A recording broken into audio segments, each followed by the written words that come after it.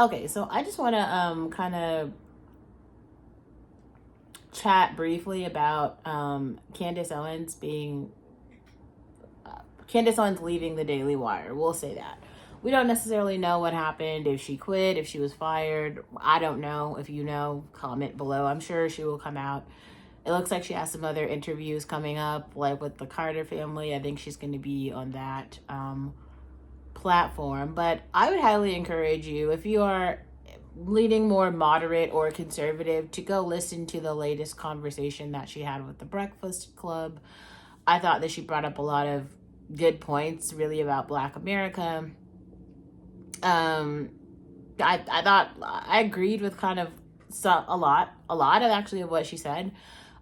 Here's the thing. I think the Daily Wire holds a really important space right now because they're kind of one of the only groups of like true conservatives, or like more far right conservatives who are just talking about like values. The whole platform is simply about like values. It's not necessarily about religion, because you have some Christians, you have some Jews, you have in terms of like religious ideologies, I think there's more of a mix than there are in other places, just because you have some Jews and some Christians. Let's just say that. But also, and so I think that Candace Owens being a part of that team, while she was a part of that team, it made sense, because she's also a far right conservative. So though, in terms of values, those people aligned there. Now, I think we're entering something new that is useful. It's not even new. It's just, this is a pressing and very in our face example of how you can share values, like political values, with someone, and then also just disagree in terms of other values. So like in terms of maybe like Christian fundamentalism and some things around like morality, it feels like all of the members of the Daily Wire agree there. But then in terms of military spending, or how do you say this, like Americans and American tax dollars being spent to support Israel specifically, and like kind of maybe not 10 toes down in support of, pro-Israel or anti-Palestinian rhetoric here, which is the stance that Candace Owens takes, because she's much more of a nationalist than a like pro-Israel person. She has no like real affinity toward Israel, or even though she has like Jewish friends, and she said publicly that she empathizes with what happened, in Israel, she's also not pro murdering Palestinian children. So that those things, not to everyone involved, those things don't necessarily go hand in hand. And I do think that it's a little bit strange, because I've also dealt with situations where there are particular like if you talk about something that's happening in society, right? Like a real event that's happening, and it isn't necessarily like black and white. For instance, there was something that happened with Destiny when he was on that very long panel, and he was making statements about like he used an example of like black women or black people, and talked about how like black women now have had more access to like education, and that's why their socioeconomic stance like bettered, and that's a true and accurate fact. And he like went on and explained a little bit more, but some people pulled out like a snippet of that, and they were trying to make it seem like he was like anti-black woman, and they kept putting a whole bunch of things in the comments. Oh, Destiny is a black woman or something, which isn't funny. He was just making a point that statistically actually is correct, and in no way was he trying to be disparaging toward black women. So when I read the little snippet initially, I was like, why are black women coming up in Destiny's feed? This doesn't really make any sense. And then you listen a little more and you hear what he said, and you're like, oh, okay, it does make sense why he's talking about that. Now, like, I feel like I've kind of got in trouble not in trouble, but like people have had issues with things that I've said about the trans community. Like my stance toward the trans community hasn't actually changed at all. I just personally I don't feel like, I don't like it when people start to cluster all women together and say that like the issues that trans women are facing are like my issues. They're just not. Or they tried to say, well, like black trans women are the most marginalized group, and because you're black and you're a woman, these issues that these particular trans black women are facing are your issues. So you need to like go like you need to stand up and rally for those women. And it's like that's just not true at all. Like that isn't true.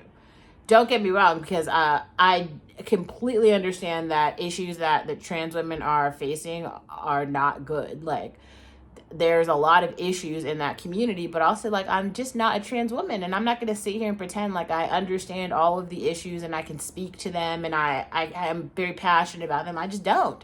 I don't. And so I just don't like when people do this, like, clusterfuck thing where they, like, push all the shit on you and you're like, you're supposed to know and you're supposed to empathize with like all the things that all of the other oppressed groups are going through, or pushing someone else's depression on me. Like, that doesn't make sense. Don't get me wrong, because I do think that there are some, how do you say, like higher level themes. Like if you're talking about black women, biological black women, there are issues in that particular community, like vagina holding members of the black community are facing that other women, other people just are not facing. And so when you want to talk about those particular issues, it is not factually accurate to include this very broad all women term. So that's something that it is very difficult for people to like understand my stance on that. And I've been called like anti-trans and hateful and all type of shit, but my views remain the same. Another thing I think that this Candace Owens situation can teach us is that like we actually have been in need of an actual kind of like stand by your values black female conservative for a while, and Candace Owens is actually giving us that, and I appreciate that in so many ways, because I think that Candace Owens is like bigger than the Daily Wire for a lot of reasons. I don't know. She could produce the exact same show without the Daily Wire. I think she might have to like hire someone to do maybe more of the like editing, right? Because all the infrastructure the Daily Wire provided. But in terms of like the Candace Owens podcast and show, I'm pretty sure it would be very easy for her to get her like intellectual property to like the name of the show. It is her name, and kind of just literally continue to run the show without the Daily Wire. So I hope that she does that. I think that her voice is very needed. I also think that if any of those like, black media people, Tyler Perry, Oprah, even though those extremely leftist people probably will never like donate any money, but if there are any black conservatives who have a lot of cash, you should definitely be tossing it her way to like fucking continue the conversation, because there's a dire need for a black conservative space, especially like a black conservative female space where, wow, like, I really hope that her show, I know it will continue. She's going to continue to be like a political commentator. Maybe she might just go to like writing books or raising her family. Like, who knows? Like, whatever she decides to do. I wish her all of the success, but I also think that like her leaving the Daily Wire didn't, to me, it didn't really make sense. Like she hasn't folded or changed any of her opinions on anything, and I think that we are just the times that we're in right now are kind of like causing a lot of issues that have been able to be buried. Those issues are now coming up, and like we have to talk about them now, because they're right in our face, right? It's like Israel and Palestine, it's right there. You can't pretend like you don't see it. You can't be like, oh, I didn't notice, I forgot, oh, it doesn't matter. Well, it's because like when you start realizing like how much American money is going toward that issue, it's kind of like, that's a lot. And there's a lot of things that we could be buying and paying for in America that we actually need, that we're not, because we are sending that money there. It's a real issue, and I don't know why we're brushing past it like it doesn't matter, or that like, I think that's weird. It's weird. But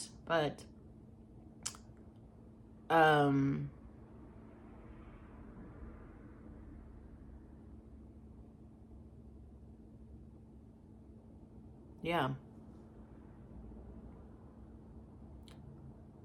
I think we just have to, I think it's just useful to kind of like look at what happened, um, understand that actual like Christian conservatives do exist, and we have one that we can really point to in like real life and say, like, here's one. And also, I think it's useful to just unpack differences between, like, if this is the right, there are a lot of people on the right.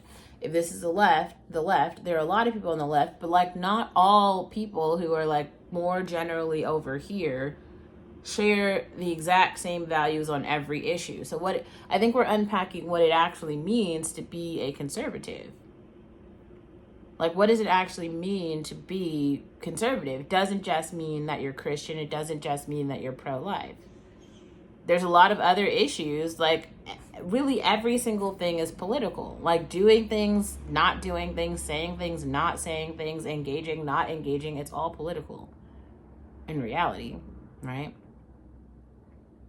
I just think it's interesting. We're like watching it play out, and I wonder what you guys think. What do you think?